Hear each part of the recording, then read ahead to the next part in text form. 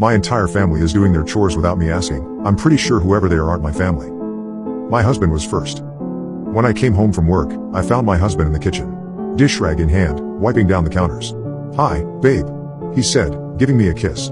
I pegged him last night, so I just assumed it had something to do with repaying me. Anyways, he went right back to wiping. Look, I love my family. They're wonderful. But 99% of the time, when I get home from work, the kids are on the TV and my husband is on his iPad. "Thanks for cleaning," I said uneasily. And then that little thought wormed its way into my head. He's cleaning because he expects something in return. Well, that was fine by me. I was tired, but I'd happily trade sexy times for a clean kitchen.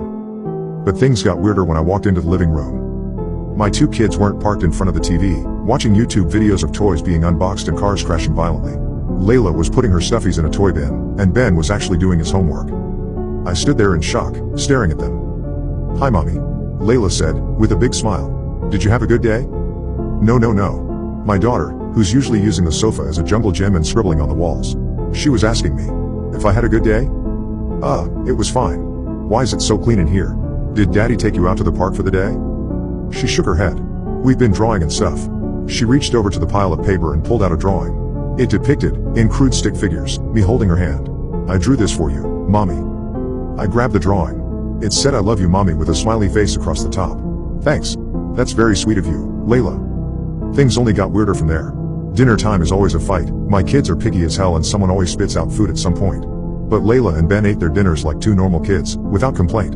And then after, my husband started doing the dishes. Without being asked. Cue Twilight Zone music. This was getting too weird. Had they joined a cult? Watched some YouTube video about kindness and discipline? Was it another fake social media holiday like Daughter's Day or Son's Day, but honoring mothers? Or, was it just a good day? Occasionally, my kids were this well behaved. It was just the confluence of their behavior, and my husband's, that was super strange. Around 7 p.m., my husband offered to watch the kids while I took a shower. But when I got out, I heard them talking in the family room. In low, hushed voices. I didn't even know my kids could talk at that volume. I started for them, but I stopped in my tracks when I heard them say my name. My name.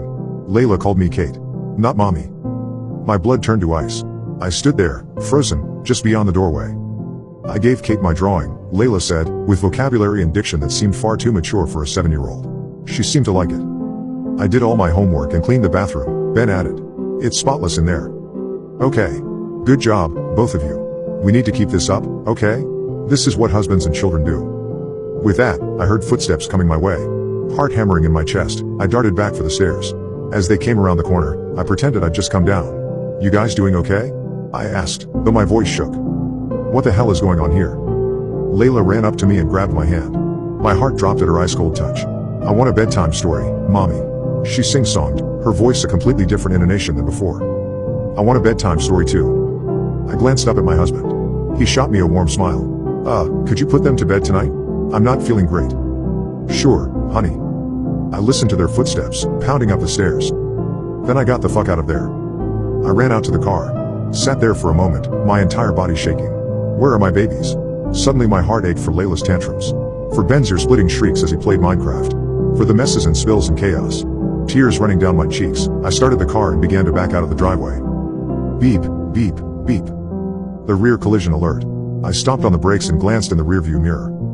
No. My husband, Layla, and Ben were standing motionless in the darkness, blocking my way out.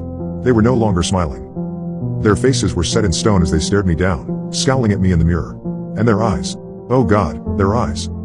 They were pure black. Instinct shut in. I flipped the car into drive and pulled over the grass. Then I peeled out of the neighborhood. It's been an hour now. I called the police, but they don't believe me. I don't know what to do next. My family isn't acting like my family. I'm terrified. And more than anything, I miss my babies and my husband. The good and the bad. What should I do?